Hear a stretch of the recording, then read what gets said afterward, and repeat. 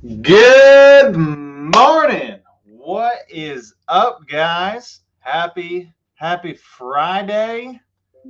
We are back at it again. Day number 8.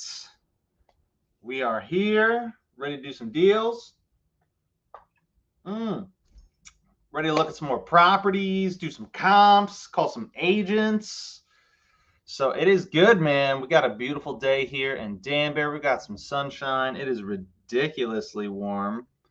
For February. It's like in the 50s today, which I know we're calling in Orlando, so not much compared to there. But yeah, that's nice. I'm enjoying it.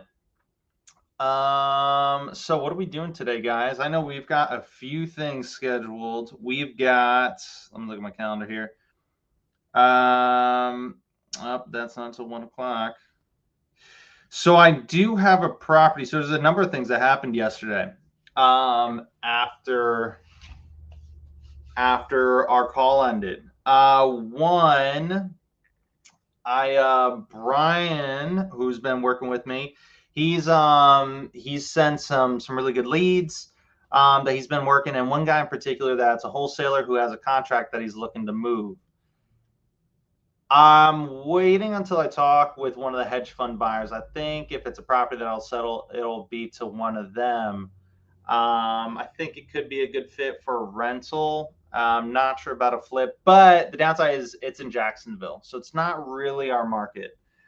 We do have some buyers that will flip all over Florida, but we'll see. I want to learn a little bit more about the property. It's a little hard to comp it, just because it's a little unique. It's bigger. And I'm not sure if we'll be able to squeeze a deal out of it, but we'll see. We'll see. I've been in touch with the guy, really nice dude, the wholesaler that's working it. So we'll see how that one goes. What do we got? Good morning from Fort Worth, Texas. What's up, man? Fort Worth. And then we've got Rocky back. Good morning. Good morning. What is up, gang? All right. Let's get some stuff out of the way here, and then we will be presenting the screen.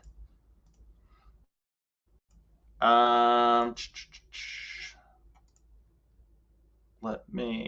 are we looking at? We were looking at lists. Oh, that was the other thing that happened. So yesterday I got to speak with, or let me share my screen. Present, share screen. We'll do entire screen. Boom. Oh, cool. So, the property, what was it? Orange County, 50 plus. Oh,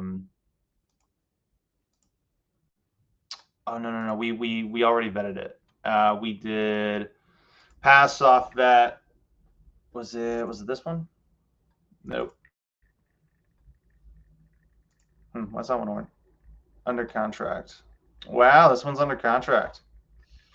We're still gonna call it though. Oh, here, Colin added. I added this yesterday.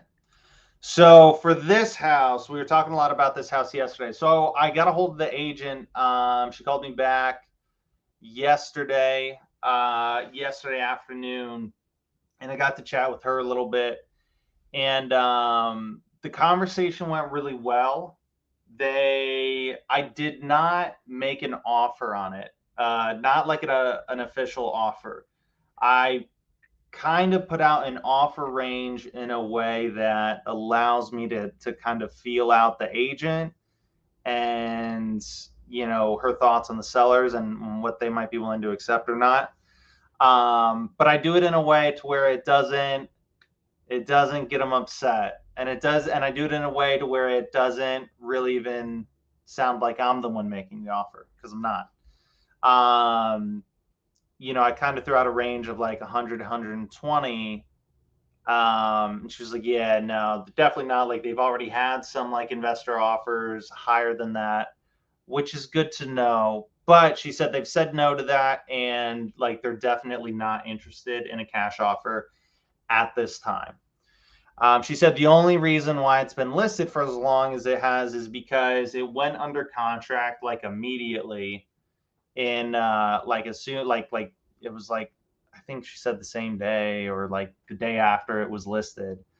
And they, were given time to the buyer.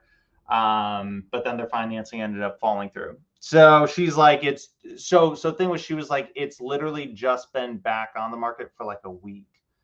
Um, she said, so what I told her was I'm in the conversation with, well, one, so I asked her like, hey, well, do you happen to have any others that might be a good fit for me? She's like, no.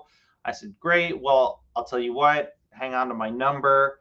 If anything comes across your desk that you think might be a good fit for me, then we can, I'd love you can reach out to me anytime and we can talk about it. All kind of offers we'd be looking at would be cash purchase, and can move quickly if need be. She's like, okay, great. And then the final thing I also told her was, I said, I'll tell you what, I don't want to make an offer right now. I know it sounds like a probably not the right fit for you guys. I'm sure you'll have no problem selling it. But, for whatever case, if circumstances happen to change, I've got your number here. Maybe I'll reach back out in like 3 weeks or so, and just in case, and maybe reach out then and revisit the conversation. And she says, "Oh, sure, that would be great." Right? So set the expectations of, hey, this is still on my list. I'm going to call you back, and I am going to give you a low offer if I see that is still listed, after a few weeks has passed. So that is what happened yesterday up in PA. I like it. I like it. Angel, what's good, my man? Good morning. Good morning. Brian, pitch creative. Man, I'm not gonna lie. No, not on that one. And I'll explain why. So creative, when people say no to a cash offer or like a cash offer isn't a good fit for them, it does not mean pitch creative or pitch a different option. The only time we pitch creative or we pitch innovation or we pitch whatever, or the only time we pitch a cash offer is if, like, I didn't even tell her in the beginning that it would be a cash offer, not until she mentioned it, like, midway through our conversation. She was like, well, the other offers were cash offers and whatnot. And then I said mine would be too. But the reason being is we're looking for motivated sellers. Creative, I feel like is, gotten really popular in, I don't know, in the past year. And it's gotten really popular to talk about.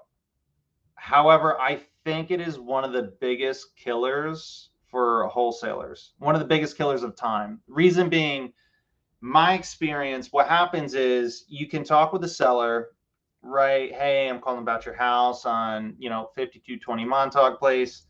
Or if you're talking to an agent, right? Let's take that same exact agent, right? Either the same exact agent or take or a seller, and they're like, yeah, no, I'm not really interested in selling unless it's for the right price, right? And then you throw out, oh, well, if I could come up to your price, would you sell it on terms? Or, well, hey, if I could pay this much, could you give me terms? Or, hey, if I could get to a higher price and make it in payments, is that something you'd be interested in? Right? Any one of those versions, however you want to word it. But you basically kind of throw out that question. And then 99.9% of the time, they're going to come back with, well, what's that? What's that look like? And you're like, well, what we could do is a payment like this or like that over X amount of years or months. And they're like, okay, well, how does that work out? And like, is it an attorney that sets it up? Or like, well, could you get up to this price? Or like, I'd really need this much as a down payment. And then this whole time, you can spend like an hour having this conversation. And I'm not Brian, I hope you know it's coming from a place of love. I know a lot of people kind of bring up, hey, why not, throw out creative? And it's just, I want to save you guys so much time. I want to save you so much time. So please, please hear me out. What happens is you'll spend an hour or more kind of explaining all these things to someone that isn't motivated, someone that isn't actually interested in selling the property. And then the other thing is because there's so many options, a lot of times what you do is you get left with like, well, because there's so many different options you can do. So you end up having to figure out, okay, well, what's like 2 or 3 different options and then presenting it to them. Right. And then you have to kind of comp it and look at all the numbers and then what would make sense and the payments and this and that. And again, it's a ton of more time. And then all for at the end of it, you come back to the cell and they're just like, yeah, no, I think we'll just kind of hold off. Thanks. Right. And you just wasted like, maybe an hour, 2 hours on the phone with them. And then who knows how much time, comping and putting together offers and payment plans and all this other stuff. So for me, creative only comes out when it's obvious. Like to me, there is no reason to pitch creative unless it is like the very clear and obvious direction of where to go with the conversation. What I mean by that is, and it should be short, right? Like same thing if I were to talk with the agent, it would have been a really long conversation. Like, well, what's that? Well, explain this to me. Tell me about, and then you're not actually making an offer. You're really just educating them on creative finance for like an hour, and then they're just like, huh, interesting, but no thanks. And we want to avoid that, right? Because you only have so much time. You're way better off, disqualifying that lead and moving on to the next person. That's why like it's like pulling teeth to get me to pitch creative finance to people. And like I really make the seller or agent, whoever, like I really make them have to pull it out, and I want to give them as little as possible. Like I'll be like, look, I could maybe do that price if they're able to take payments, and it'd probably be, typically like 8 to 10 years. And if they're like, oh, that wouldn't work, I don't even try renegotiate or like, well, what about this, or that? And that's only if it makes sense. Like if it really makes sense. And again, it's only if they're a motivated seller. For marketing and sales, like one of the golden rules is a confused mind always says no. And what I find is, or what I've found in my experience is, even if you do a really good job of explaining creative finance, it's something new, it's something different, and people get kind of confused. And, people just naturally want to say no to it because it's so different. And this is coming from, I pitched this to tons and tons of people in my previous market that was West Michigan, when that was like a normal thing. They were actually familiar with, seller financing, for there they did land contracts. But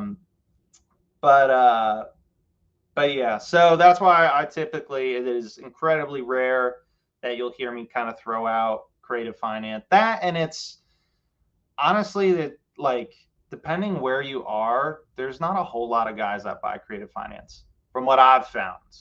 Like it's cool, but like a lot of cash buyers, when you tack on your like assignment fee and all that stuff, a lot of the cash buyers, they're just like, dude, just like, I'd rather just buy it cash, and then you trying to get the premium for having the terms and everything, they don't care that much. Depends on the market, right? That's not like across the board everywhere, but from my experience, that's what I've found. Creative finance is still great. It's a great tool to have, but it's so easy. And like the thing was what I found in my own experience, I liked pitching it because I was able to take all these sellers that was just like a hard no within the first 5 minutes, and I was able to turn it into like a 35, 45, 60-minute conversation. And it sounded really nice. It sounded like I was making a lot of progress. and I felt really good after these conversations because I'm like, oh yeah, I got somewhere that with that conversation. Like, ooh, like, it was a much longer conversation. But the reality was is that person wasn't a seller from the start. And so I had to come to that reality of like, okay, well, do I want to feel good about every conversation and feel like I'm making progress, or do I actually want to make progress and find the right people that I'm looking for? So that's my take on it. Hope you guys learned something in the process there, or something that's helpful. Man, guys are blowing up chat. Some people don't know creative. Yeah, I that and it gets complicated. Like, it's not, I don't know. I don't recommend when you're talking about like subject to and all this stuff, like, I my personal opinion, do not recommend that for newer investors. Or I wouldn't do a sub two deal unless I like JV'd with someone that's very experienced in that. Because I mean, the reality is guys, you're taking over someone's like mortgage payment, and the paperwork gets more complicated and whatnot. It's just from like a legal standpoint, like, I don't know, like wholesaling where you assign a contract, someone buys a cash, versus like I'm taking over someone's mortgage payments and like the insurance and all this other stuff. Like, what are the chances of something going wrong and one's long term, and then me being liable for that? I don't know. That's kind of a lens that I look at it through. So, not that you can't do it, just my personal opinion. Just do your first one or two, like JV with somebody that has a lot of experience with them. Cool. Rocky. I usually opt creative after better understanding the situation. Yeah, exactly. So that's the thing. And like, what the sales process is, like the cash offer, seller financing, subject to novations, a listing, whatever it is you want, they're all tools at the end. The whole first half of it is like, or well, not the whole first half, the whole, beginning of it is the same, right? The whole sales process should be the same, right? We're looking to identify, as investors, we're identifying motivated sellers. That's it. We're identifying motivated sellers. So the whole conversation, then it's not until we kind of have that conversation, you go through the sales process and really get an understanding of, exactly, Rocky, getting an understanding of what's this person's situation. And that's why, and Rocky, that's perfect, man. That's why I was talking about where, like, I only pitch creative if it becomes obvious, because in the conversation with everything that you uncover, it's that's what I base my offer on, or as to what tool. I just don't kind of throw it out there and see which one they pick. I present them with the tool that perfectly fits everything that they've told me. Right. So if in the conversation, the information we're uncovering is like, yeah, I'm in foreclosure. I owe 300,000 on the house, and an agent said, I'd only be able to list it for about, 290, 295 max.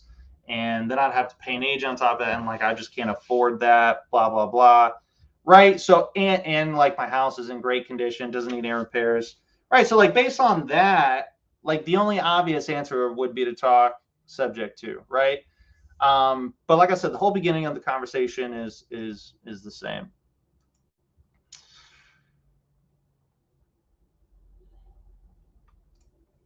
Brian, I agree with you. I always ask the agent if their seller is interested in something creative. If they are, then JV was sub two, set up a meeting. If not, I move on. Yeah. No, I mean, look, everyone can do it differently, right? Like, it's not a bad idea for sure. For me, I've just found, as an investor, for me personally, I've found it's hard to even just talk to agents sometimes, like, just with them knowing you're an investor, let alone, pitching them on creative. Not saying it can't be done, but it depends. Like, ultimately, like I said, for this house, it just, from what the agent was conveying, they're not a motivated seller. Not yet, anyways. Good morning. What's up? What's up, Jamie? What's happening? I JV with people who are being mentored in creative finance. dude, like, yeah, that's perfect. That's awesome. Highly recommend it. Love it, love it. All right, cool. All right, let's get some more, guys. So this house, we talked about it. No problem. Okay.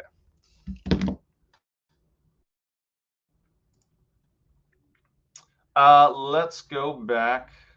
Oh, first, let's check our email. I don't think. Okay, so no new email updates. Let's go back to Privy. Let's go back to Orange County, 50 plus. All right, let's go through.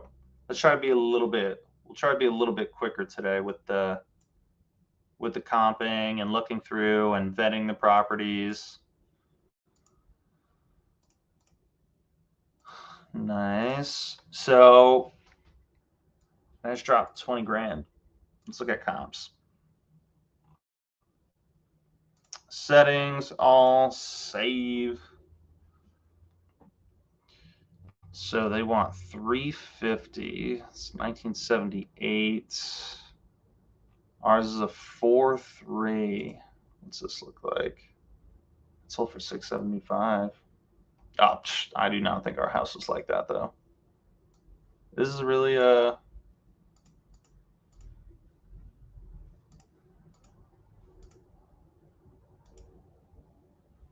huh. What's the square footage? 1,200. 4 bed, 3 bath. So here's a really good thing. So just looking at this right here, I'm just gonna zoom in and look at these comps because totally different neighborhood, totally different neighborhood, different neighborhood, different neighborhood. This might be similar, but do you see how it even has its own roadway and it's its own like separate little thing? So ideally, so the one important thing is like you'll be careful, right? When you first look at it, be careful and be like, okay, is this neighborhood actually similar to this one? It looks like it probably is, but we'll see. So this is a 3.2 1,400. So this, yeah, just a quick look. I mean, what are you guys thinking from ARV? Just looking at this, I mean, I'm right off the top of my head, I'm thinking like 350, 380 max. But I'd say probably a 350 ARV, which is right where they're at. And it doesn't look bad on the inside. So, I mean, this would need to be way, way under list price. So this one, we will manage lists.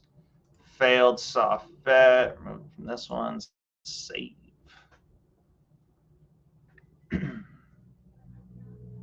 I don't know.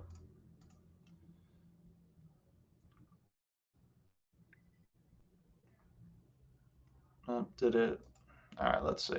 Okay, cool. Save. Let's see if it works this time.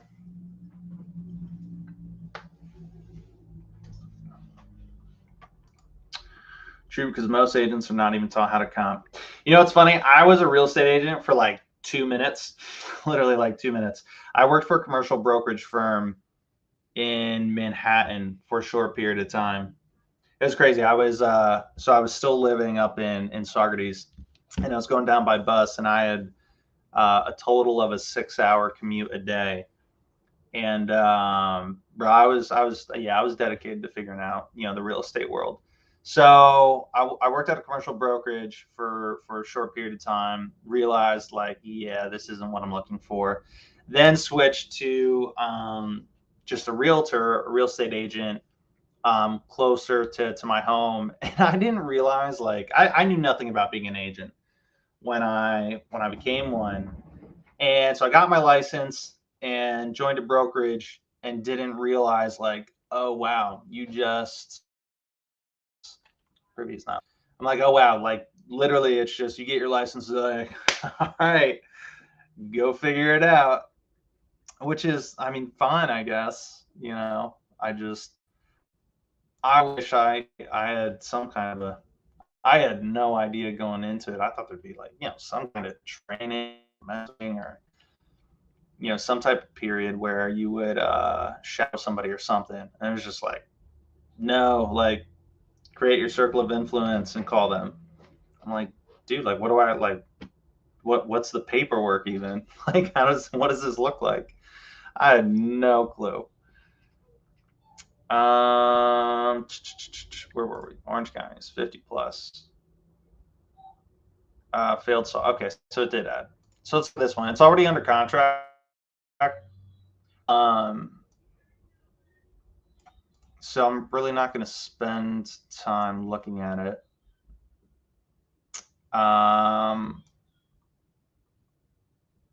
Do want to no. So, or wait, gotta change the list on it. So we'll do failed soft vet.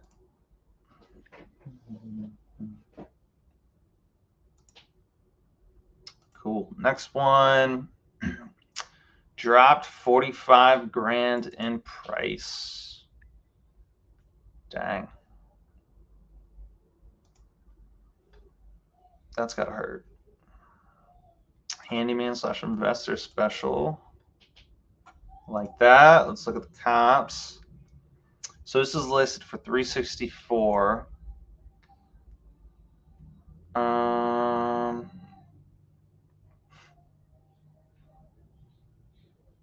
So there's a lot of actives. So there's a lot of actives at like 599, 600, but if you look at almost every single sold is under 500. Now that's not, we don't not looking anything at the actual properties, but something keeping an eye on. All save. Well, maybe it'll change now. There's actually a lot of actives here. So that's one thing that would actually scare me, is because there's so many actives in that area. Good morning from Salt Lake. What's happening? Good morning. Good morning. Brian, wow, 6 hours. Yeah, man, it was a lot. And I was still like, I'd get off the bus and then I would like still go to the gym every day. I was getting like 4 hours of sleep a night. And I'd like fall asleep on the bus every day, like reading a book, and it would drop on the ground and I would just look stupid. Yeah, I'd be sick for like 4 weeks straight with like a cold that just like would never go away, just because like my body wasn't getting enough rest. And then after like 6 months of that, I was like, okay, I looked at how many deals the brokerage did. I was like, okay, this brokerage closed 12 deals last year. Now, granted, this is Manhattan, so it's like they're doing commercial buildings where it's like, they're doing like $80-100 million plus buildings. However, I'm like, there is only 12 closings that this brokerage had last year. And I'm sitting on a floor with over 100 junior brokers. And there's a floor above me with like the senior brokers that like actually have the relationships and do the deals. And I was like, yeah. And it was costing me money. It was 100% commission. So I was like, yeah, this isn't sustainable. And there was like a number of junior brokers that had been working there for like a year and a half, and like hadn't done a deal. So it was a matter of like, okay, yeah, no, I'm not. This isn't right for me. All right. So yeah, I'm gonna say failed.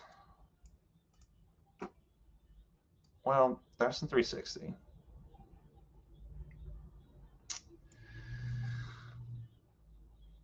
Cash off.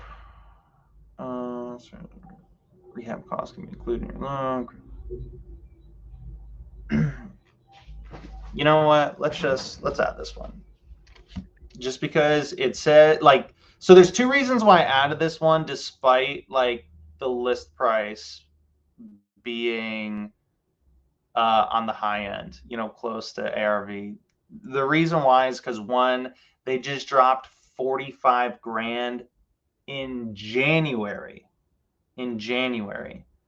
Right? So that's over a month ago, and it's still active, right? So they haven't gotten an offer that they like, or they might have not gotten any. Two, they're saying handyman investor special here. So so that's where sometimes you can get people that'll drop like 100 grand. We're looking for motivation first and foremost. Motivation over everything. Price is like the least important thing. Not because of creative, options and stuff like that, but just because people's price can drastically change. This one we just looked at. Oh, did I not take it off the other list? Yeah, that's why. Okay. Next one, 399. Do drop 26 grand. Reduced. Nice home. So what are they asking? 399. Yeah, nah, probably. Well, let's do all and then see. Yeah, so my guess is Ari's like 400 would be my guess. That's good payday for this dude. I don't know how much he put into it, but 285 sold for 579. That's nice. Now the other really important thing to keep in mind is a lot of these guys. I don't know if you remember the conversations with some of the buyers that we spoke with.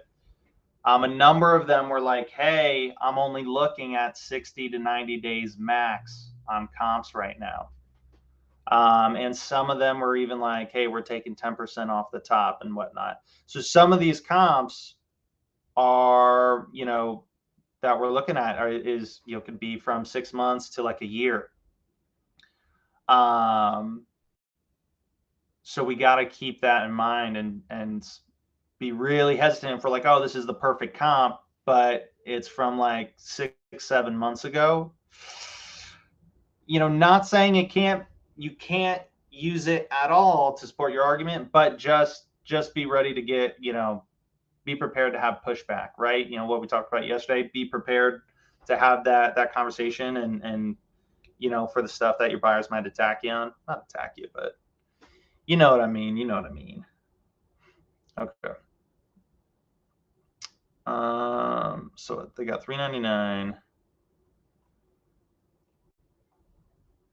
Yeah, ARV is probably like, ours is a 3.2, built in 59.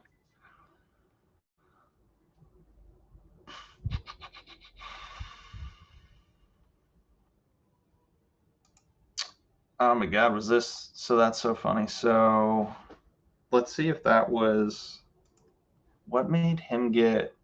So the other thing is that guy's property looks like an outlier. Like his sold significantly higher than any. So I'm curious. So the reason why we're taking the time to even look at this property is because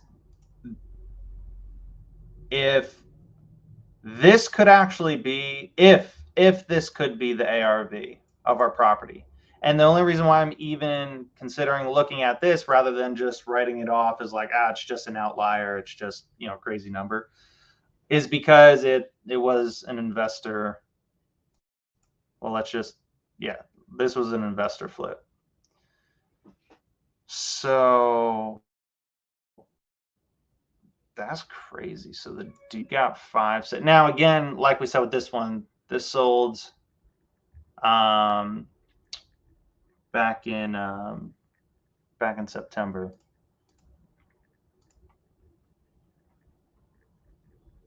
Oh, is there? Oh, here we go. I wish there was. Oh, I'm stupid. There's this thing you can drag. Just kind of hard to see it. Yeah, he did a good job with it. But so, oh, nice indoor pool, all that. So the other thing though is, yeah, we can be like, oh, he sold on the back end for 579, but he paid 285 for it. You know what I mean? So he probably ran his numbers like a normal flip, not assuming he was going to get five. I mean, honestly, I think this was a flip to where, I mean, not saying he got lucky. I mean, they did a great job with this flip. It looks amazing. But like, I would almost guarantee you he wasn't planning on getting this high of a number for the house. I think he was surprised, with this number, but he bought it at for 285. So like, I wouldn't even reach out to this dude unless we were able to get it close to 285, and what, get them to drop an extra 100 grand. Probably not going to happen. Not right now. Not for this property. And because none of the other comps are like up there, right? None of the other comps are really supporting that, and there was a ton of actives. Failed soft bet. I took it off the other list, right? Oh, did I not? What did I do? Failed soft bet. Take it off here. Save.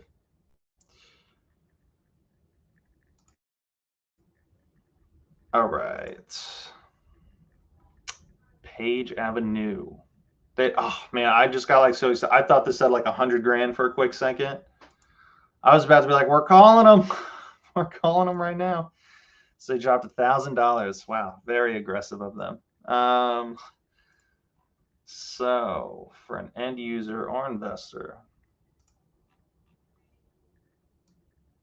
let's look at comps. So they're asking 398. Okay, we see some stuff in the fives. All activity.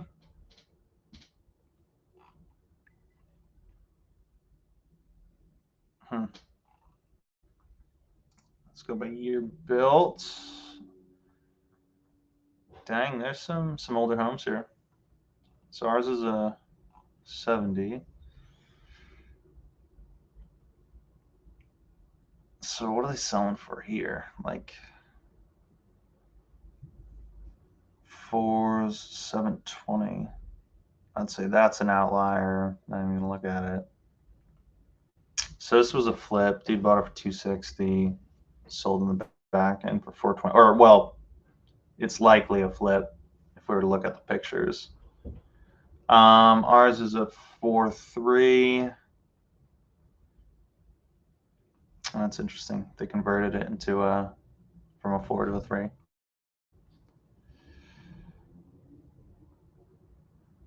So 1901 sold for 675. I'm curious. All right, it's a big house. Let's see, East Jersey Ave. Yeah, I'd say long ways to go on this one. Failed soft bet.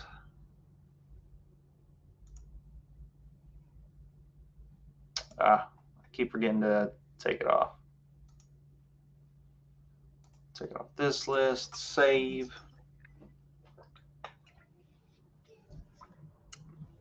All right.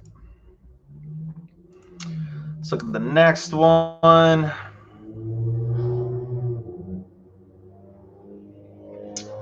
So what we got here? Appraisals have started considering active flips with sold properties. Understand the current climate. That's cool. Yeah, I look at pendings a lot too. I think pendings is like, it's so good to look. I mean, you can't necessarily use them as comps because we don't know, the final number, but it gives you a really good, excuse me, a really good feel for, hey, where is it at right now? Because actives, you can still get actives that are way too high, and comps, you might be looking at comps that are a little old, or there might not be that many that are recent. But if you can find some pendings, again, guys, you know, comp into property, it's an art form. So we're trying to look at everything to support, you know, to support or disprove our argument of like, okay, we think it's worth this number. Sorry to interrupt, but did you see the new comp settings on Privy? The new what settings? The comp settings? This thing right here? Yeah, this is new, isn't it? Like this didn't it just change like 2 days ago? I thought I was like going crazy because like 2 days ago, I went to click I think the activity like all used to be up here. Just a minute, they will let you know if they want it. Super easy. Oh, okay, cool. Okay, cool. So yeah, we'll have to mess with this a bit more. Right now, I wanna just kind of see everything that shows up as comps, but I'm sure, yeah, all this stuff is actually super cool. That's awesome.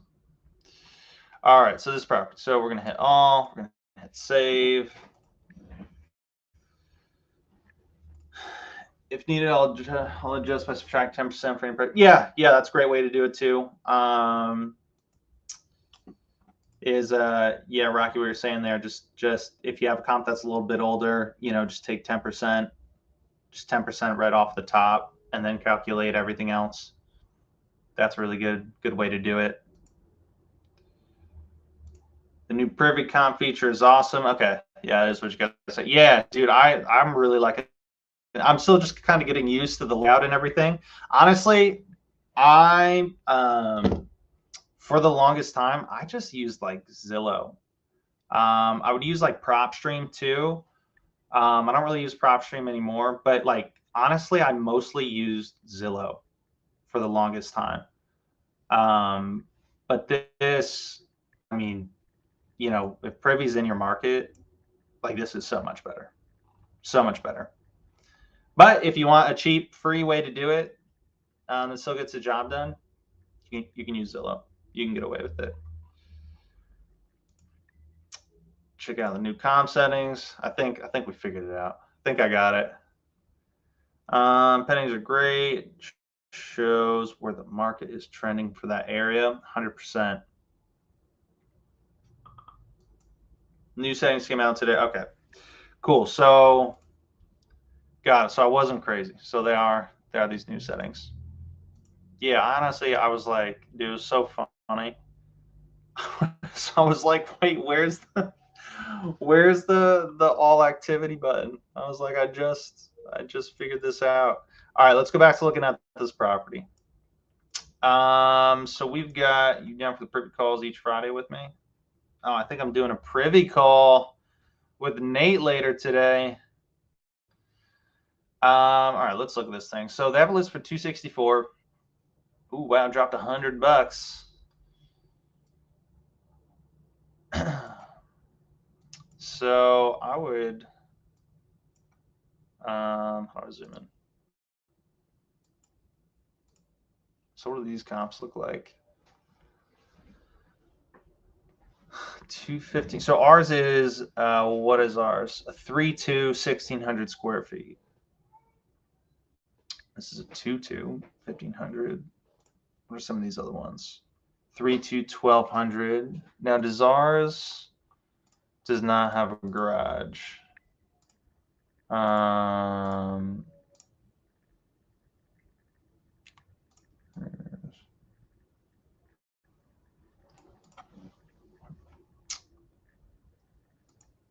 Huh. Oops.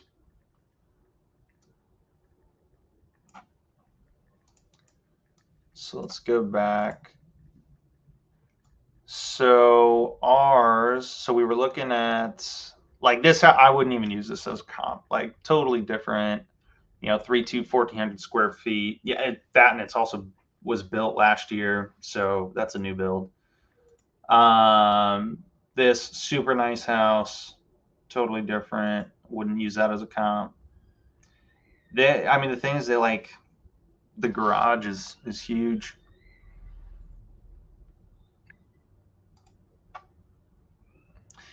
And like, guys, another thing to keep in mind is like, if you're looking at houses, you're like, oh, come on, like, no, like you could maybe do like just use this. You know, this sold for 317. Subtract like 20K for the garage, and yeah, use 300 as your ARV. Another thing to keep in mind, guys, like it's actively listed for 264. Competition isn't always a bad thing, right? So if nobody is going after this property and it's the lowest priced thing in this area, there's a reason why. And it's because nobody thinks it's worth 300 or 317. So this one we're going to do fail, because what did 264? Let's look at this one real quick.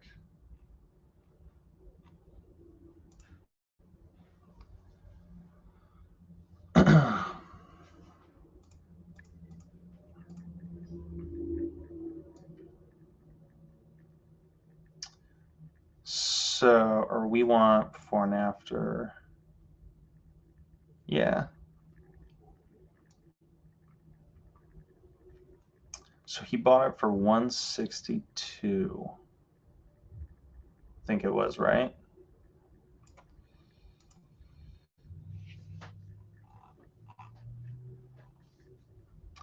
So that's the other thing. If we look at like what some of these are flipped for, Stu bought for 173, 162, and their ARV is closer to, well, his ARV. Yeah, he made out really well in that house.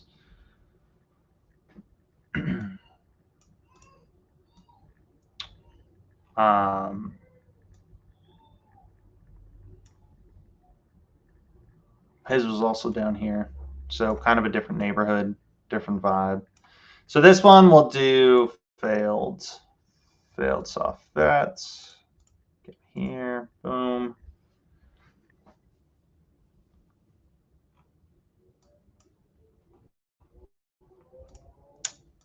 All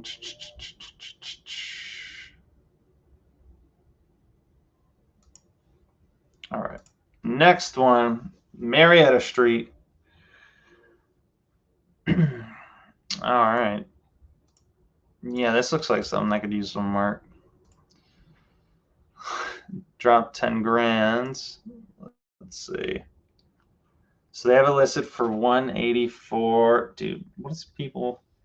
ARV is like sub 300. And what is this? A 3 to 1100 square feet. What?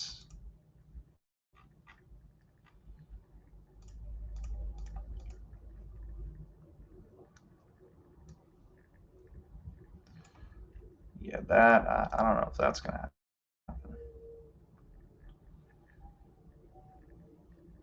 So I'm almost exclusively looking in this pocket right here. So there's one that sold for 350. There's one that's one sold for 4. Let's take a look. Yeah, ours is not that house. 295. Okay. Now different style, but sometimes like I'm also looking at, is it that same tier of home? You know what I mean? Like when we look at like this house or the three, like these are like, this is a different tier buyer, right? To whereas this, it's like, okay, you know, more of that median, you know, first time home buyer.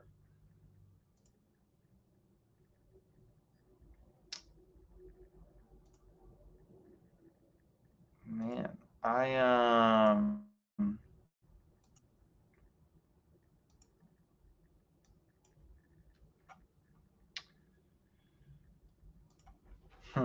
so this is a 3-1,000 square feet. Ours is a 3-2. Ours was built in 56. This was built in 60. But this sold for 250. When did this one sell? Yeah, that won't fly. Yeah, we would. We would need to be pretty low for this one.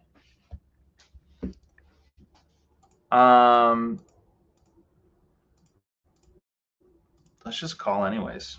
Let's make a call, guys.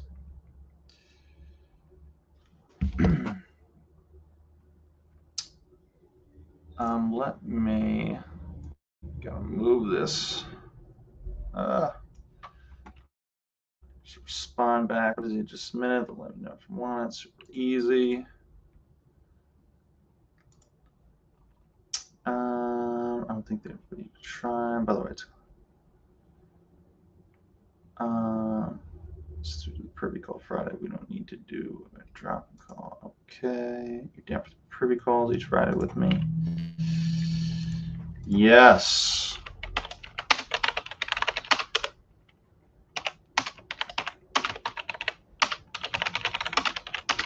Want to do it.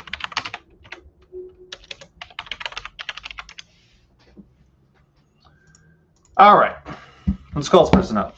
Well, first let's find their number. Heather Unger.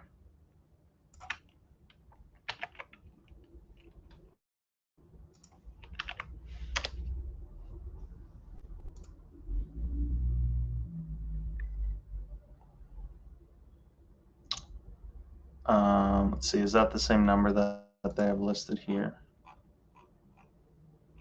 4958. Nope. So this kind of house, I'll be honest, it's far like, so there's a couple things. It's nice when you know you have everything in your favor. One, this is probably, I'm pretty sure this is a bank-owned property. So the agents just like for them, a lot of the times with bank-owned or like REOs, it's just like there's no real negotiating. It's like, dude, just submit your offer and like the bank will take it or they won't. So we'll see. That in this house, I mean, it's a nasty looking house. So, you know, there's not going to be much to talk with their batches and be like, look, you can submit a number or get off the phone. But let's see. 407 810 6304. What's her name? Heather.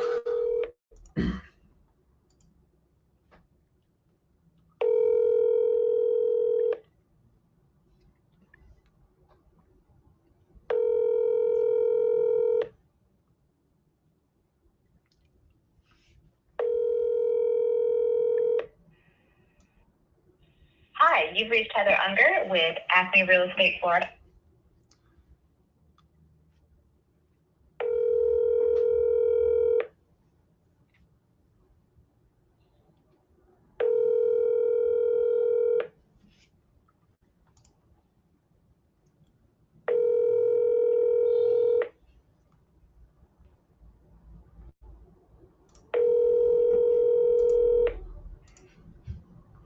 Hi, you've reached Heather Unger with Acme Real Estate Florida. I'm not available to take your call right now, but if you please leave your name, number, and the reason for your call, I'll return it as soon as possible. If you are a real estate agent calling about a property status, please check the MLS. Otherwise, please feel free to text any questions you may have for faster service. Thank you. At the tone, please record your message. When you have finished recording, you may hang up or press 1 for more options. Hey, Heather, this is Nathan. I was just calling about one of your listings. I was looking to make an offer. If you could, please give me a call whenever you get the chance. My cell phone is 845-853-6551. Thanks. You want to know something funny? My friends and my fiance always make fun of me because I get it from like my grandfather, and it's just like a habit that's ingrained in me. They always make fun of me. They're like, dude, like, why do you leave your number at the end of the voicemail? Like, everybody has caller ID nowadays. I'm like, look, but like, what if it's an office phone? The rare chance that it's an office phone without caller ID. Okay, so we put this one in pass off at just because we called. North Hastings. This looks nice. Probably not going to be a fit for us. So they have it listed at $299. They've dropped $5,000. Sort of a year built.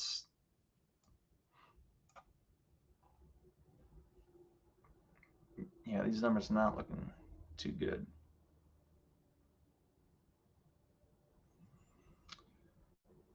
$177. Yeah, no way. Not going to be a fit for us.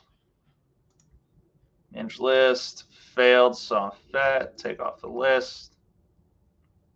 The reason why is like just a real quick skim through here.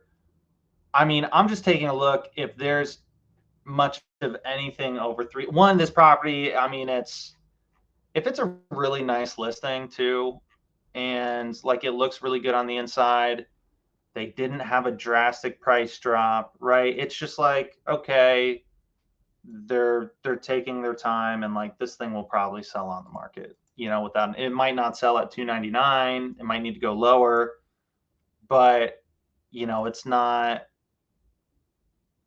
worth a call. Not at this point. That from what we can see, there's no motivation. We did. Nope. Failed. Oh, I think every time I click on it, it just brings it back to the original. All right, Sunnyview Circle. 215. All right, so I like the look of this property a lot more.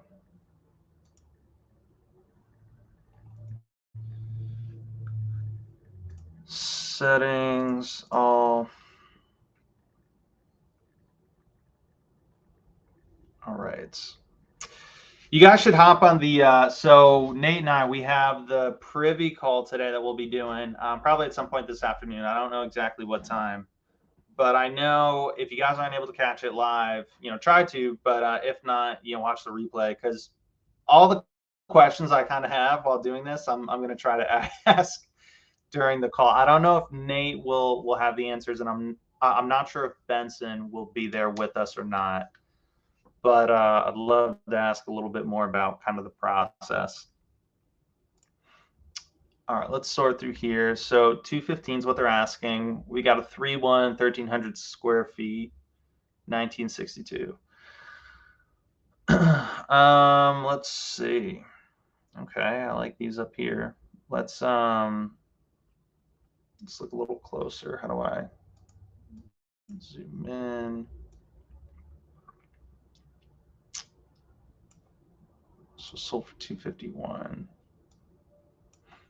32,000 square feet. So 1,800 square feet, definitely not a comp. 220, 122. They did a $5,000 price drop this month. So here's where like pending's coming really good, right? It's a 4.2. It's under 1,000 square feet. It's small. But just kind of gives a feel for where things are at. 10 a.m. Mountain Standard. All right, so we'll be doing the privy call at 10 a.m. Mountain Standard, aka 12 p.m. Eastern. Dang, dude, someone pay $150 for that. Can I? How do I click on this? There we go. So 3-1, 750 sold for 180. So that seems to kind of be the price mark for the sub 1,000 square feet. This one, I think I'm actually going to call on it still, because 5.3, 1,700, 286.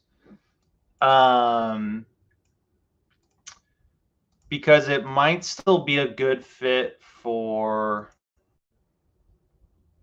the hedge funds. So let's do past for right now.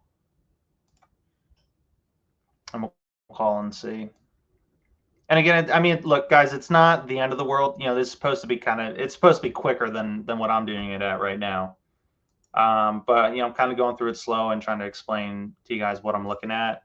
If I was doing this just myself, I'd probably be ripping through these a lot quicker.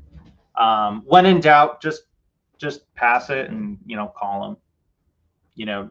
Can't hurt making one extra conversation and having one extra convo. Can you comp my lot for me? So is it, if it's in Orlando, we can take a look at it, but we're trying to find deals for the 30-day challenge, my man. But there might be somebody in the chat here that might be willing to help you out. But 9% of people still leave their phone number at the end of the call. Okay, I'm not alone, which I love because, like you said, they could be calling from a different number, and sometimes. All right, cool. So we got. I'm not alone. I'm not alone. Yeah, but it's over. He said under 200. That was one of our buyers from yesterday. So now I also have a conversation I'm going to be having with the woman Jessica Love later today. Pretty sure she works with a hedge fund buyer, and I was messaging another woman that I think works with a hedge fund buyer. So their criteria might change a bit. But either way, even if it's just for a cash deal, we could just call and see.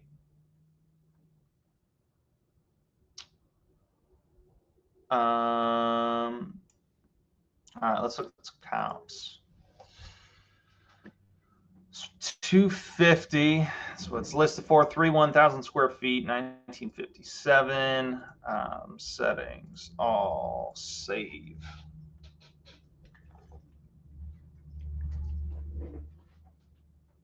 All right, let's see. So I'm going to want to look in like this right here. 120, I can have 41,000 square feet. So that comp does not help us. 121,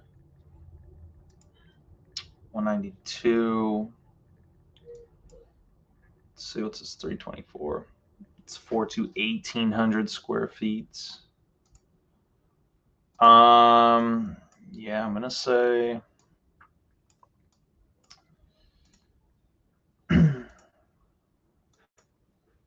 Now one thing I'm looking like sometimes people will be looking and they'll be like, "Oh my God, Nate, what are you doing? You crossed the major highway. You can't do that." Yes, I agree with you, but it's to help get an idea, right? One, we're trying to see if. So here's another thing: is it can be across a major highway, but if it's still the same kind of neighborhood, that's the most important thing. Is you're looking for similar neighborhoods within a relative distance, right? So the relative distance for this being a half mile, right? But within this half mile, like this is one neighborhood, this is a neighborhood, this is a neighborhood. So we have 3 different neighborhoods. I wouldn't pick a similar neighborhood that's like 10 miles away. I wouldn't do that. But within half a mile, if it's across a major highway, but it's still the same type of neighborhood, same type of houses, same type of price points, like, yeah, I'll pick a comp from over there. That, and just to help kind of give you a feel of, like when we looked at these houses, these are selling for 255, 277, 248. I mean, just that at kind of, face value when we look at them, I mean, they just, it looks a lot nicer than what we were looking at right here. So this seems like it's like not that great of a neighborhood. So also that price point, they're listed at 250. I don't think they're going to get close to that. So we'll do failed bet on this one. Save.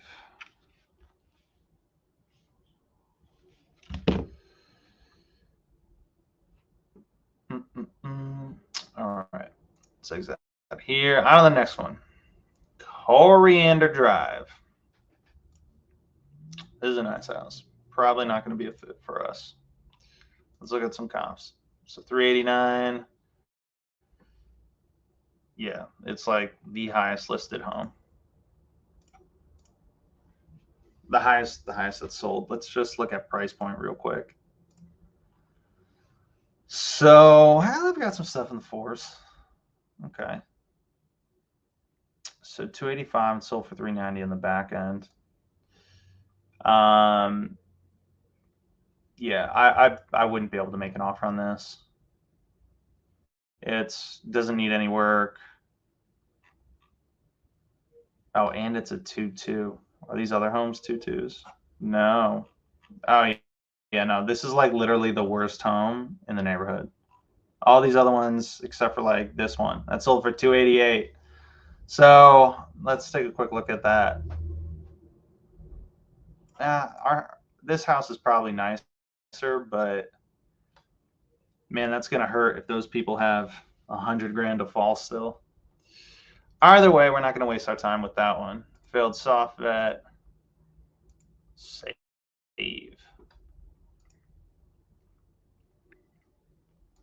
All right, on to the next one. Increased 18 grand at the end of December. Interesting. Interesting tactic. Listed 122 days ago. Let's look at comps.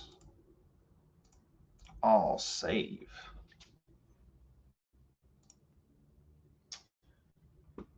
Okay, cool.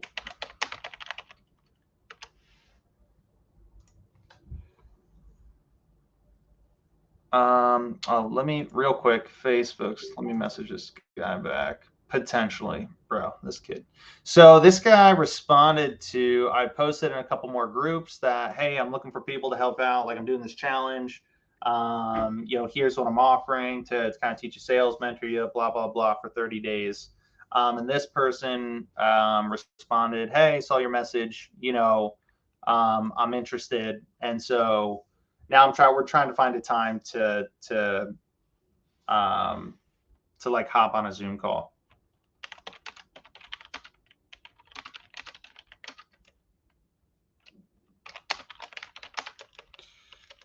Okay, just let me know. Thanks.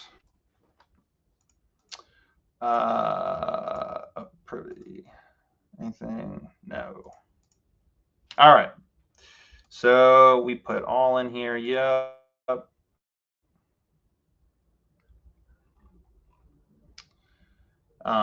So your bill. So was this listed for 293? Man, seems to be.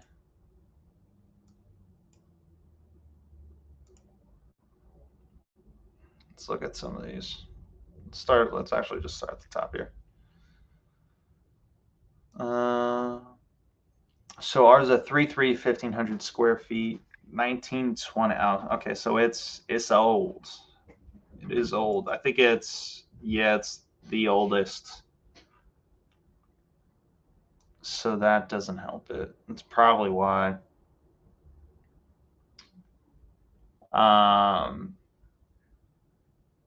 Yeah, we're gonna fail this one. Reason being was it's the oldest house, and these higher cons properties just like these higher one. If we're like, oh, but wait, what if there was a comp at 400? If like these were comps at like 350, 400, the property probably would have sold. But it's been listed 122 days, I think it said, and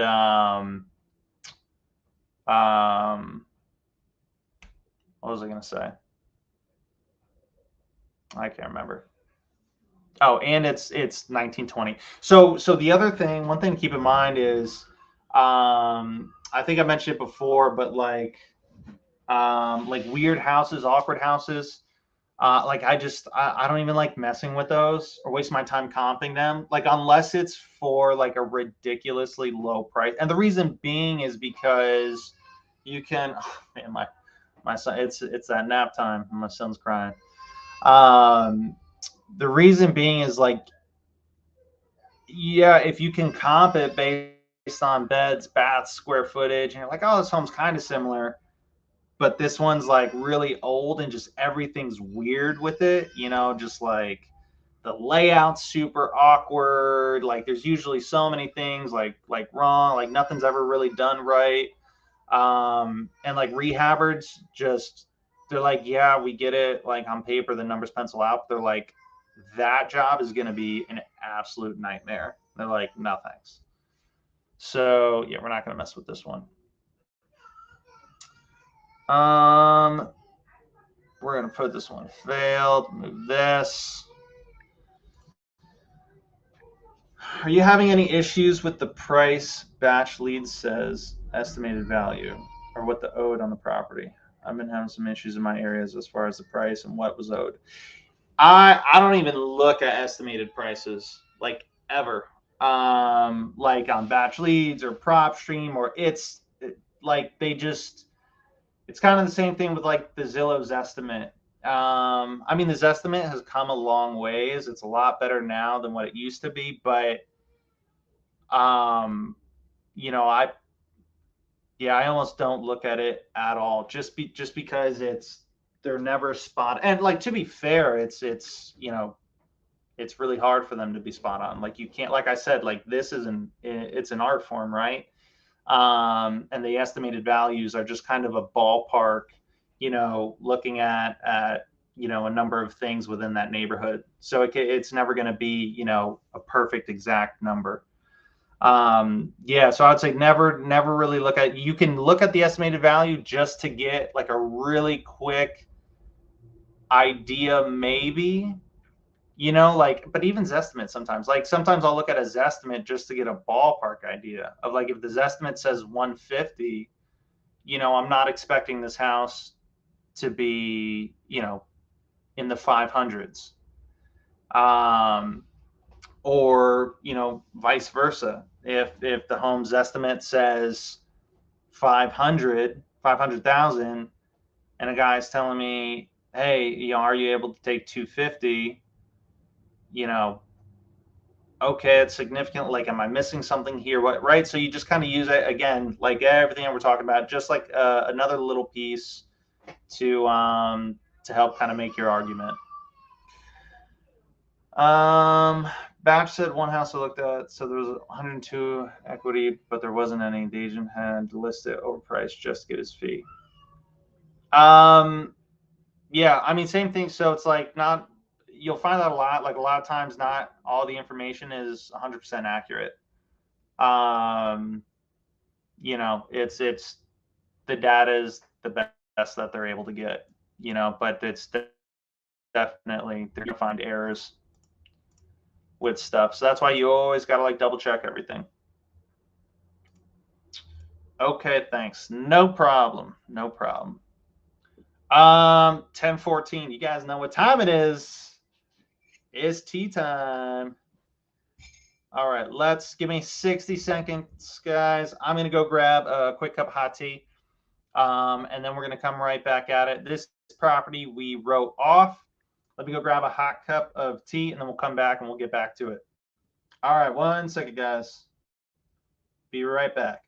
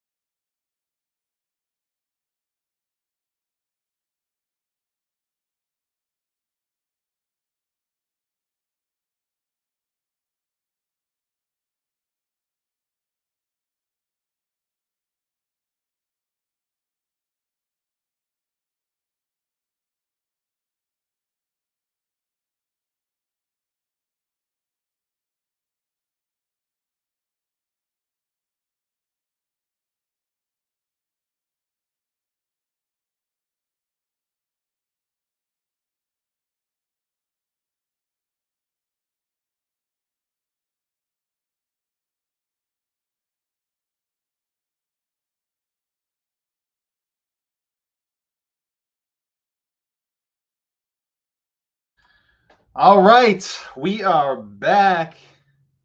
Back in action, Angel. Yes. Yeah, my man. I know you're loving that coffee break. One thing I just realized that I forgot to do this whole time. We forgot to add them to our spreadsheet. So this property, I'm gonna exit this out and pass off vets. So we only added 2, right? So we've got Montauk, Beachmont, Alveron.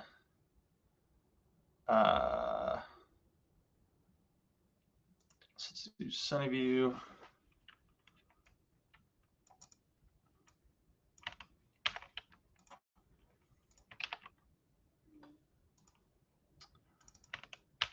Orlando, Florida, Florida. All right, copy paste that. Let's get the name of this dude, AOJ. I want to put after this. Realty Hub. Then let's look up his number. Get here, Heather.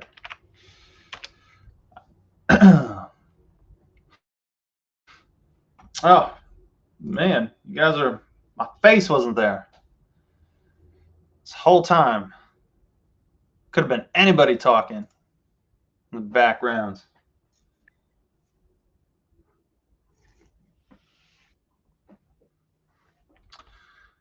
All right. We got your number, Jay.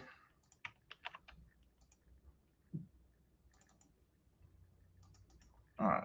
Save.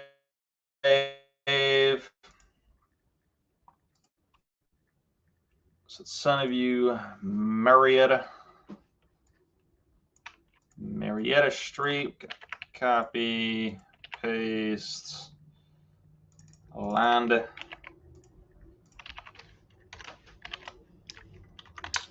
Guys, I apologize. I'm sure there's somebody that's really good with like Excel and spreadsheets that's like cringing right now. It's like, dude, there's like a way easier way to like copy and paste all that stuff. I don't know that way. I apologize.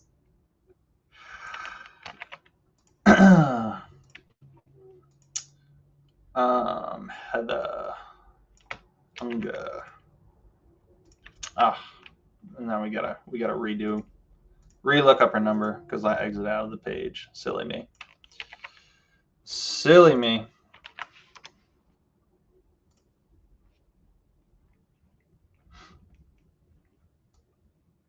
All right, copy, paste, cool. Exit out of here. Bancroft, did we have this one? Nope.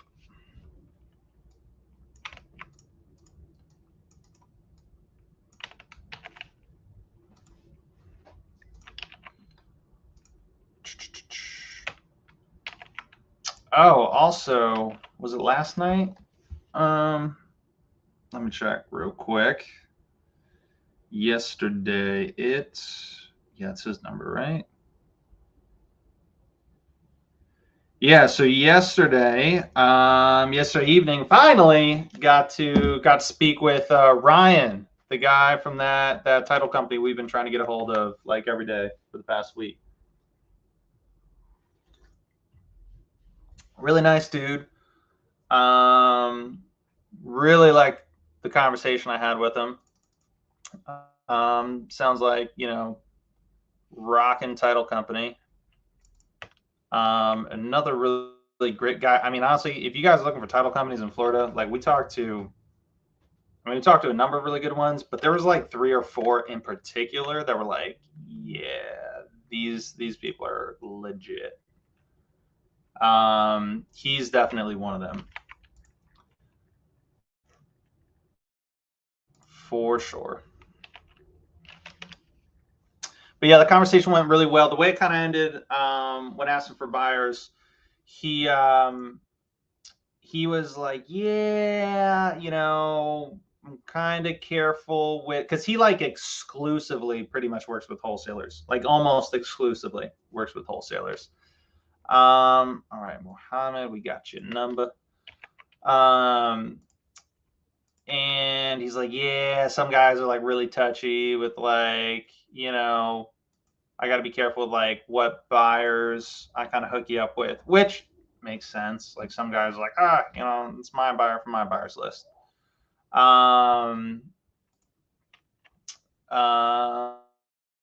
Where's Privy? So, but he did have a few that he said he would, and he's like, he's like, I don't really just kind of give out people's information. But he did say he would pass along my number and info because I asked him to.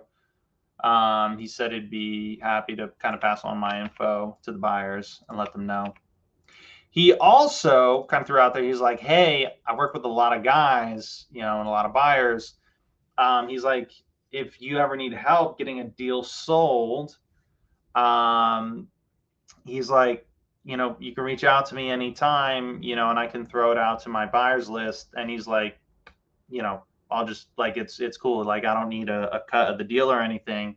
He's like, I'm happy to, just help you out. Now, obviously, you transact the deal through him. That would be, oh man, that'd be so rude. But yeah, so really cool guy, really, really nice dude. Bancroft, all right. Then we got these two, Alvaron and Beachmont, right? Yeah. So Beachmont's already under contract. Kind of disappointed on that. If we were a little bit quicker. So this was not under contract when we added it to our list like a day, 2 days ago, whatever it was. So now, but the other thing, why are we not taking it off our list? Because things fall out of contract, all the time. And it's, even with it still being under contract, it's worth giving the agent a call for 2 reasons. One, to say, hey, if anything falls through with this offer, I'm interested. I'd love to buy it if something falls through. They love having a backup option.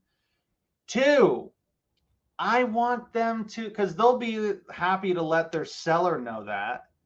And then the seller now is in a different position with the buyer. Because now the seller is like, oh, well, I've got a backup option. Like, okay, I'm good. Like if this buyer like gives me any kind of like trouble, or if he asks for too much, during this process, he's like, that's cool. I can just back out. Like there's somebody that's next in line. So it's like, it's not that big of a deal. So that's why we're still going to give him a call. All right, cool. So we finished adding all these. We're caught up now. Let's go back to Orlando, 50 days plus, right? Or no, I'm sorry, Orange County. That's what I meant.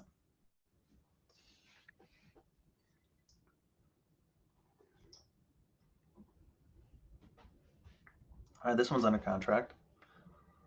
Puffin Drive.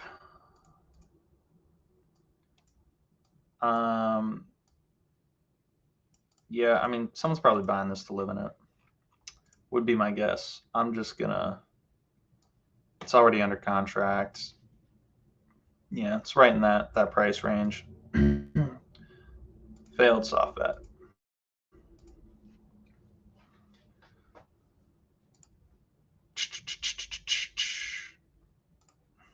Bumby, North Bumby Avenue.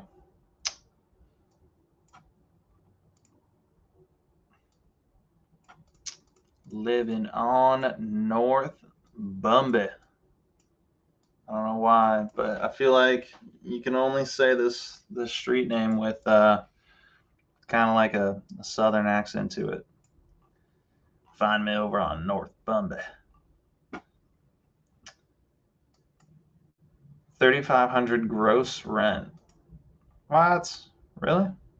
Dudes. Well, I mean, yeah, it's a 4.3.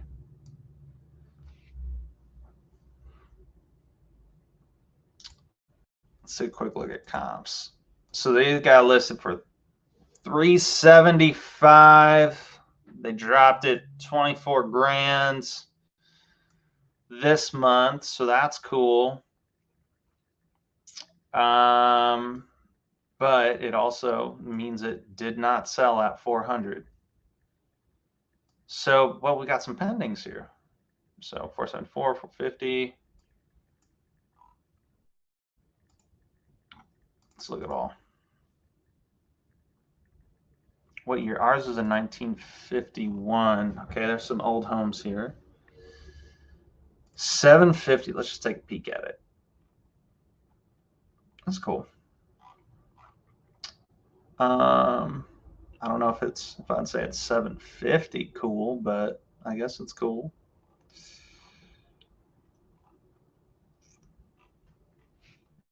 All right. Let's see if there's are there any flips. 48,000 sold for 550. Yeah, that's what you call a good day. A good day. Bought for 510, sold for 600.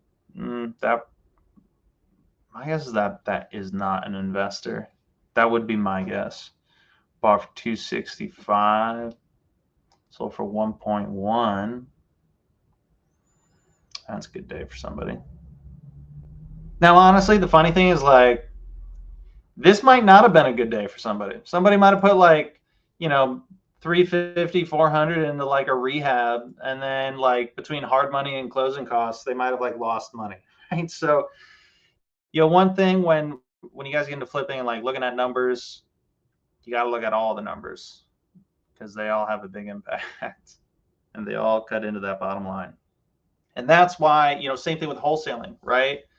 For a flipper here, we were talking about, the rehab cost, and a lot of people, they might just say, I just did a 30K deal, man. And, well, it's okay, well, let's pull back the curtain and look a little bit deeper into that. It's okay, well, you had to pay marketing expenses, all the services that you use, skip tracing and the data. Then you also had to pay, an acquisition agent, and then a commission to them, and and then you had to split it with somebody because you just, whatever.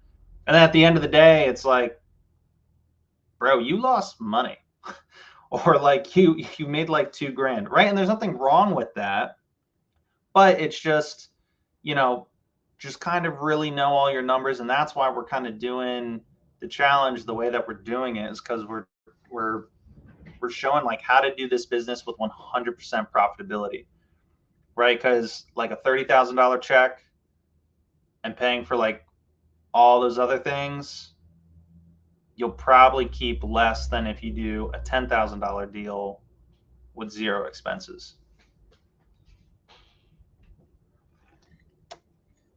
And those $30,000 checks don't come every day.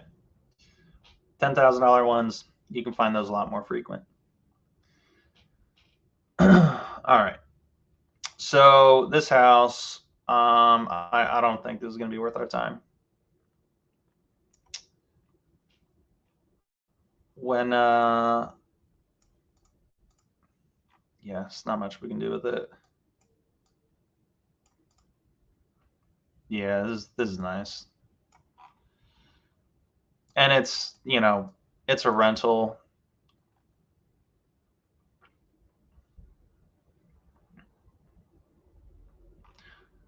I wonder, no. Okay, no, this is a rental. Well, no, it's 375. So this is, yeah, this is just, it's too high of a price for what the hedge funds are looking for typically. But you know what? I'll add it just to verify, because with the hedge funds, some of them let you know their criteria. Other ones, they're yeah, just submit it and we'll let you know. So this is a no for the most part. We're just adding it there just to submit it, just to see, because I want to kind of get a feel for like where they're at. Yeah, as far as their numbers and what they're interested in.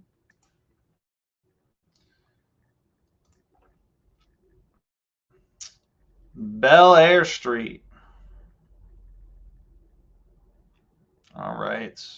So 3 bed, 3 bath, built in 1964, about 1,400 square feet. Let's take a look. So they're asking 240. This looks like it's in a really weird spot. Let's see if we can. Yeah, it's this guy.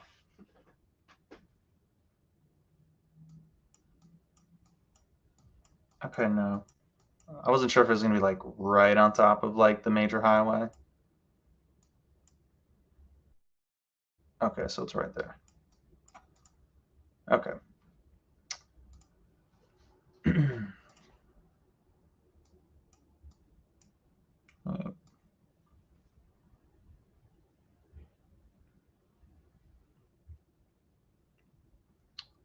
So, oh, this is. Hmm.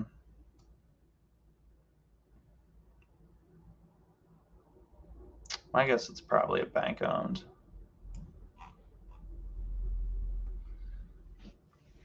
Torquetown. All right, let's look at the comps again.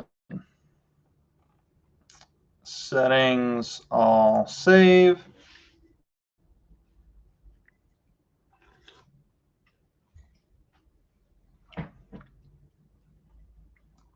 So I'm not even really looking in here right now. Let's see what's here. And honestly, like this might even be totally different from here. But let's take a look. Okay, so this is cool. So we got a pending here at 298. Let's take a look at that. What? What? Let's just click on this for a second. So it's a 3 bed, 2 bath highway. Let's see if we can get a street view. Yeah, this one. So,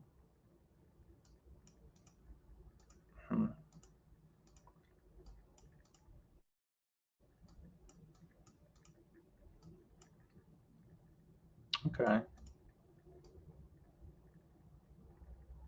All right. So 3.2, 1964, 1,100 square feet. Now it also, hold on real quick. So it's at third-party data. So let's check and see if it's actually popping up like this on another site.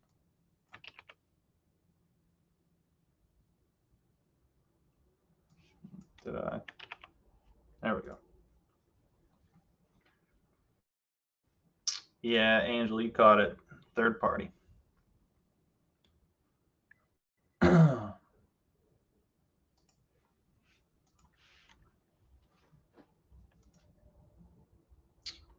um,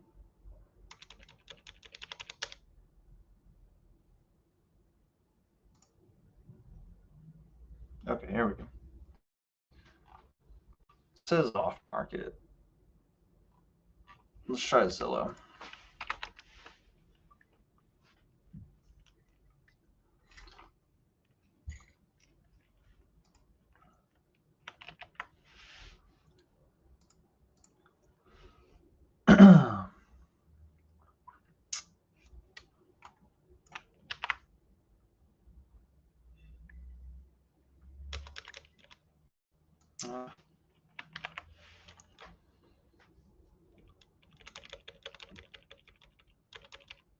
So it was popping up as was it like Eastonville or something?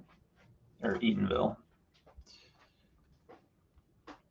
No good, right? It's a family member type of thing, yes. Not sure. Not sure what you're referring to. No good. It's a family member type of thing. Are you talking about like inherited property or like probate? Like you mean something like that? If that's what you're asking, I have no idea. All I know is this is saying third party data. I do not know exactly what that means for privy. I don't know if there's like an exact definition for it. My understanding is it just means they're getting the data from a third party. I don't know. Yes. I have no clue. I have no clue. We're just taking a look at it. So it's showing up off market here. So I wouldn't take this as a pending comp, or I wouldn't really consider it. Not right now, anyways. I would look at the other stuff. So let's take a look. So 434 pending. Yeah, that is definitely not our house, but it's nice. 260, 32, 1961. So ours is listed for 240. It's difficult. I'm not gonna look at that one. This is something like on the water. 199. It's 2-1. So it sold for 200. Let's see. What do these look like over here? Oh yeah, that's nice. So it's a 2-1, so 150. So again, something good to know is like we at least know like a 2-1 that's less than 800 square feet, is at least under contract for 150. So, would someone pick this up for, 180, 190? Maybe. Let's keep looking. No. No. 300 kind of seems to be the threshold though for this area. Let's take a peek over here. So that's a 2-2, 1,500 square feet. That sold for 215. Ours is a 3-3, and it's actually a little bit smaller square footage. Yes, I know it's across the way. Let's take a quick peek at it though.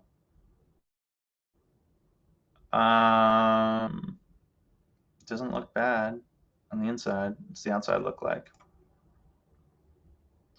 So I think this one will probably do.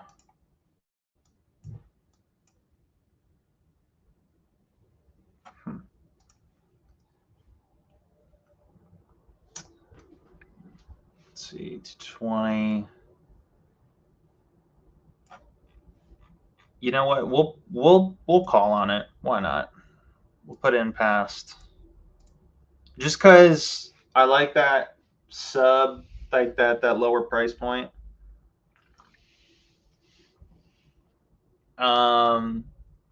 I think guys would really like it if we could get this for like 200 or like just under 200 without doing like hard comps on it. Just on a real quick look. Majorama. This is a nice house. Probably not going to be a fit for us. All right, kitchen could use some updating. All right, well, I take that back. Let's look at comps.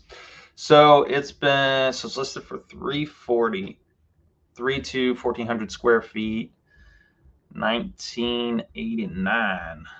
Let's do all, save.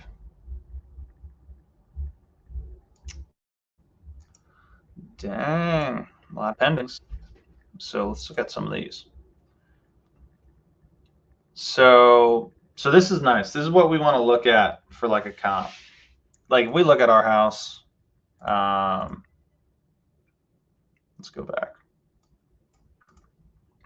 Right. So when I say like a similar type of house, when we look at this, I mean, this is like the identical to what we were just looking at down here. See?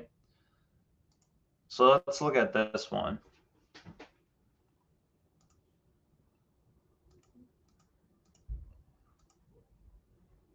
Only 4 pictures. Okay. So I think their house is probably just, I mean, the outside, I think personally looks nicer. But like this is kind of what we'd want for a comp. Let's see, what's this that sold for 340? So 1,300 square feet. Oh, what was the square footage on this one? I didn't look. 1440. Yeah, so like same thing. 1990. Ours is an 89. Yep, so same thing. So this is what we love. We love these like cookie cutter neighborhoods to where it's like, they're all like the same house, or it's very easy finding, same house and similar comps. We love that. So it's a little, 100 square feet smaller, not a big deal. This sold for 340. So that's probably where these guys will sell at, is my guess.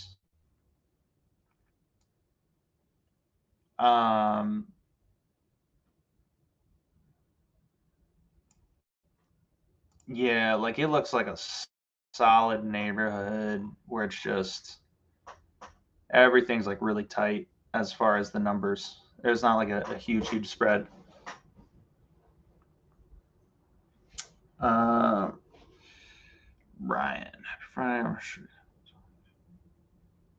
talking to those people yesterday. I do have to text them, let them know. So yeah, we're gonna do this one as failed.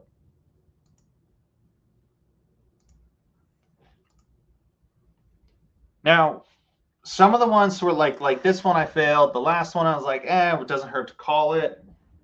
The reason being is like the other property at least had some other stuff going for it that this one doesn't. One being like the other one was a type of property that we wanted to call on. It's in the right price range. That like mid twos is great. It had it could use some rehab, some updating. Which is great. I mean, this house, yes, it could, it could use some updating. It could, definitely use some work in the kitchen and stuff, for sure. But it's also in a neighborhood to where, like just all the comps are like spot on. So they're really just kind of fine tuning it. He'll either sell it at this or for like maybe 10 grand less. But there's not a whole lot, but for us to pick it up at, I mean, we're gonna have to be significantly under this. All right. 2232 Winnetka Court. Orlando International Relocation Realty. Interesting. Let's get a look. All right, so kitchen's a bit dated.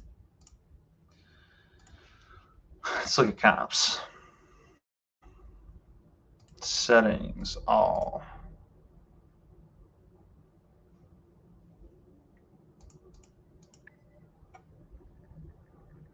Oh, is this on the water? Do they have? No, not on the water. All right, let's go back. Look at some of these comps. So ours is 3.2, 1,600 square feet, built in 2005. Ours does have a garage. Yeah, 2 spaces, so that's good. So ours is a lot newer than these, or well, that one. Let's look at this one. 1969. This one was also 1969. So they just dropped 22 grand. Oh, no, they did not just drop 22 grand. They dropped that a while ago. Huh, that's interesting. So, Brian had mentioned creative earlier. This could potentially be a tell of an opportunity for creative finance. Reason being was they dropped 22 grand, right? So they're motivated, right? They made a significant drop, but I mean that was months ago. I mean, that's like almost 6 months ago. So, more like 5. But so what does that tell you? And it tells you, they made an aggressive drop to get some attraction. They want to move it, but maybe they haven't dropped it again since because maybe they can't. Maybe they have like a certain number that they absolutely need to hit. Maybe they owe a certain amount or whatever.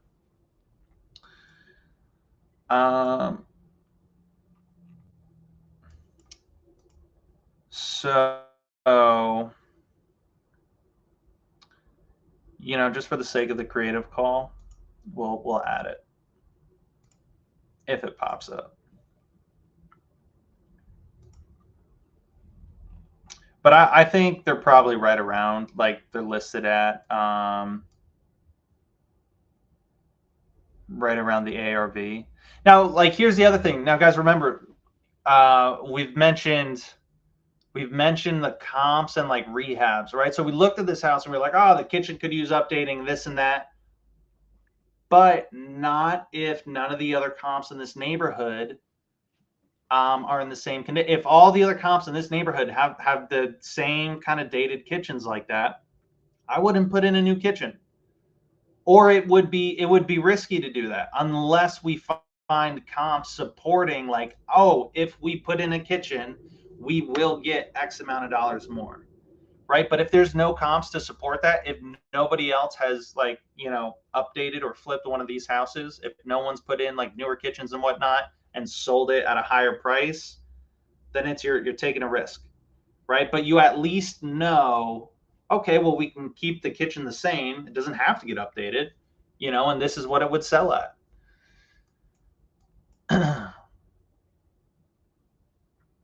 I want to see like what's the.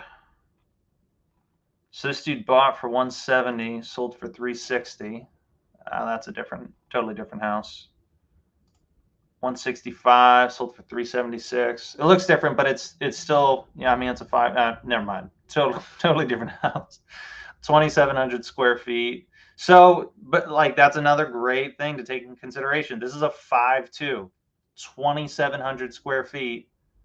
It sold 4 months ago, 3 months ago, for 376. So that definitely ain't our ARV. Our ARV is going to be below that. Let's look at this one. That looks like it might have been a flip. So this is, now we're getting closer. 1969, 3.2, 2,000 square feet. So it's still bigger than ours, and it sold for 345. So, I mean, I would say, yeah, our property, we're going to want to, it'll probably sell like around 320-ish, 330 would be my guess. Now, why are we still adding this to a list? Because if there's not a whole ton of opportunity for a rehab on a property like this, there's really solid comps, and if it's the right kind of property, if they're willing to accept below, and if they're motivated, or like I said, for this one, it's really more, to see if we can pull out a conversation for creative for people. But you can always just buy it and relist it. You don't even have to work to it. It can be a great wholesale property. Forgot to be adding these. Guy's supposed to keep me on my toes. Supposed to remind me when I'm slipping. And then we got Nathan Payne going live in a minute.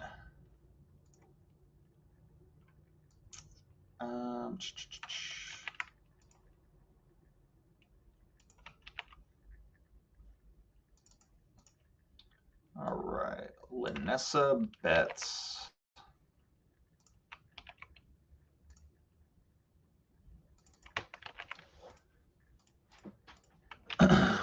Orlando, Florida. What's the zip?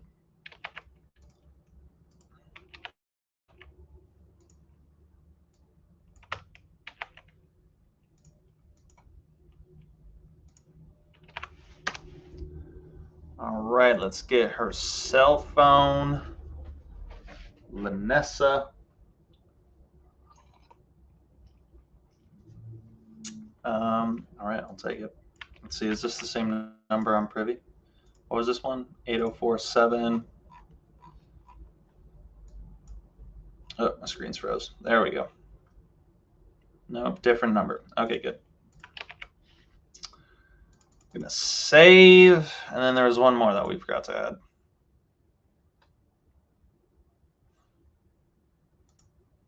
Or maybe two more. We got Bel Air.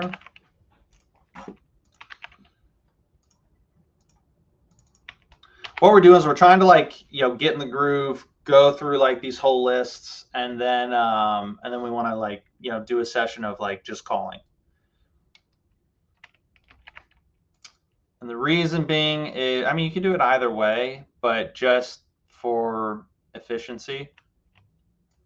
What did I? This is Marietta, or not Marietta, Maitland.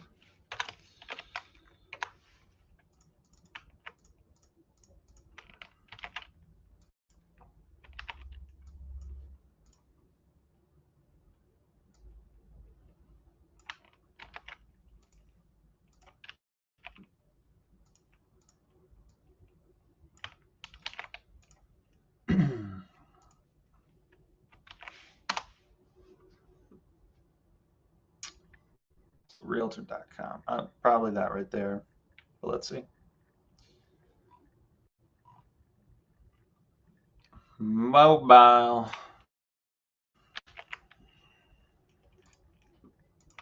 All right. And then let's throw this in here.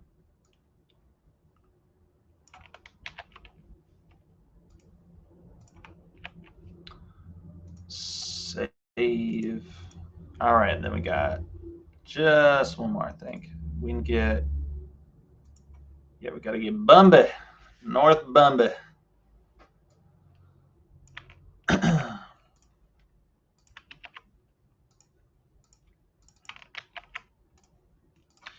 Now, when we're calling these agents, we are calling about this specific listing. And, you know, our step one is, yes, we're calling, we're looking to talk about this property and make an offer. But more importantly, we're looking to kind of just create the start of a relationship with these agents.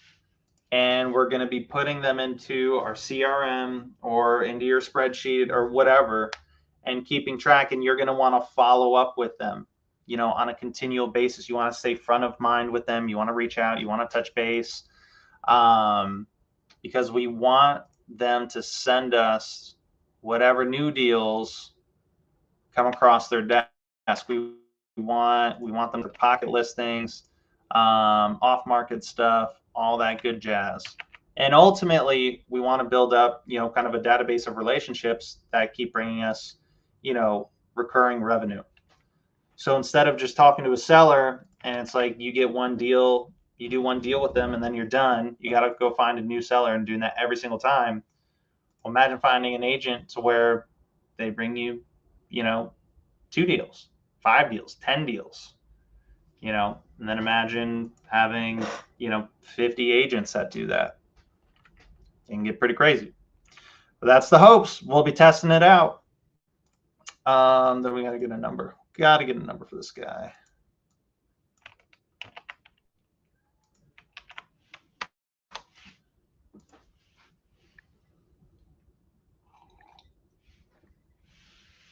All right, then once we kind of add this number, that will wrap us up for today. Nathan Payne's going to be going live in 60 seconds. But then we'll be doing the privy call, myself and Nathan Payne, from 12 p.m. to 1 p.m. Eastern. So we'll be going live at 12 with that. And definitely hop on that call. We'll be talking some more about privy, maybe try to get some more details on like privy, how it works, maybe some neat things we can do with it. That's what I'm hoping anyways. And then we will be right back here Monday morning, 9 a.m. 9 a.m. sharp. and we will be back at it. What we'll do is I'm probably gonna spend some time and try to get through all these lists, and then Monday, I would love Monday to be just a calling only day, to where we're just calling through all these, having conversations with agents, and making some offers. So, guys, I hope you have an amazing weekend. Stay safe, have fun. Oh, Super Bowl's this weekend too. I don't know who you guys are rooting for, but I hope it's a good game. I don't really care which team wins. I was hoping for the Bills, my New York teams, but sadly, they didn't end so well for them. But all right, guys, have a great weekend. Stay safe. Enjoy the Super Bowl. And then Monday morning, 9 a.m. Eastern time, I'll be back here with you guys. So have a good one, guys. See you soon.